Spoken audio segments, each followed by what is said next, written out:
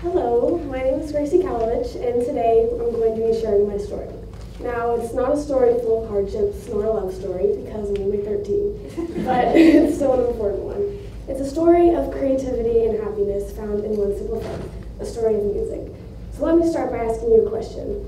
Have you ever thought about a world full of Albert Einsteins? Well, he was more widely known for his prodigious smarts. Most don't know that beyond his impressive understanding of physics and mathematics, he was also an accomplished musician. Now, of course, we all know that being a world full of complete geniuses would be outstanding.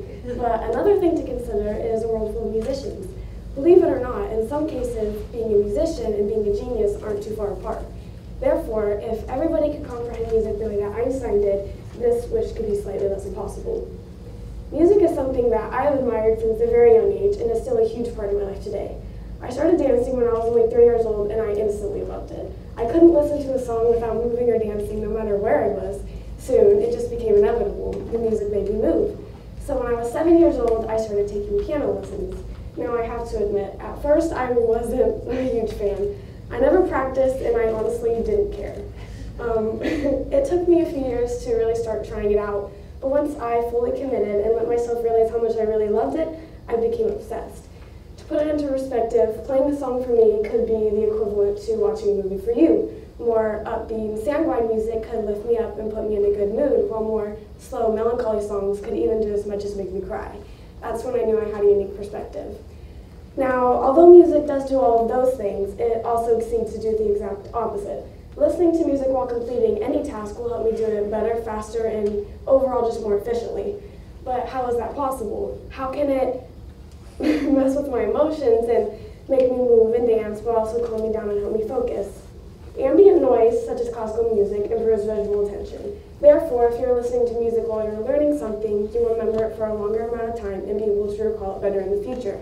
Apathetic noise, as such, is also a proven stress reliever. So on a more relatable note, it essentially takes your mind off of what you're doing and helps you work faster.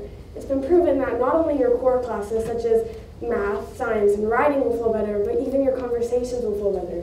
This is because people are generally just more comfortable whenever music is playing. According to the type, it can help somebody be more talkative and active than usual, or it can calm somebody down and help them be more relaxed than they usually would be. All of this is possible because of the activation of your motor areas. However, they do not activate alone. Since our brains know that music is in coordination with movement, we know to move whenever we recognize or hear the rhythm of the song. For example, when you hear an upbeat song and you can't help but tap your foot and nod your head. For some people, recognizing this beat or rhythm is easier and even more enjoyable.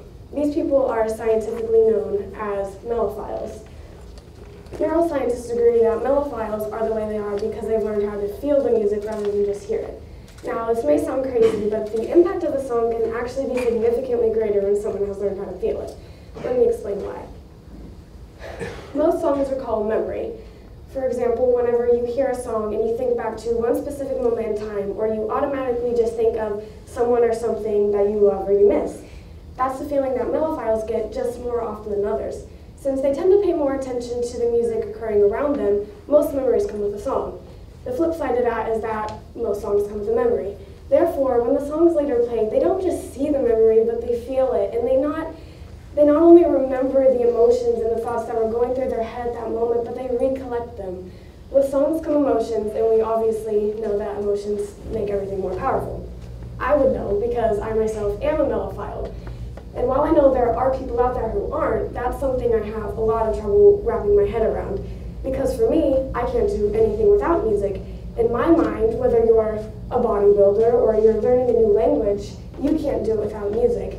Like if you're in Spanish class, you never learn the basics such as the alphabet, numbers, or colors without a song. And if you're a bodybuilder, you don't get through a workout without putting your headphones in and listening to music to hype you up and to take your mind off the pain so that you can get through the workout and be stronger. When you're a mellophile, music is your rally coach. Music is there to help you get through the hard things and to make the good things even better. When you're a mellophile, music is truly your everything. So now you may be thinking, every story needs an ending. But in this case, the story isn't over yet because, again, I am only 13. So some of you might think that by the time my story ends, there'll be flying cars and the world will be a big ball of technology. But remember, this is a story of music, so we're into music. And while my talk is nearly over, that doesn't mean my story is anywhere near finished. I still have a life to live, a world to change, and music to play. Thank you.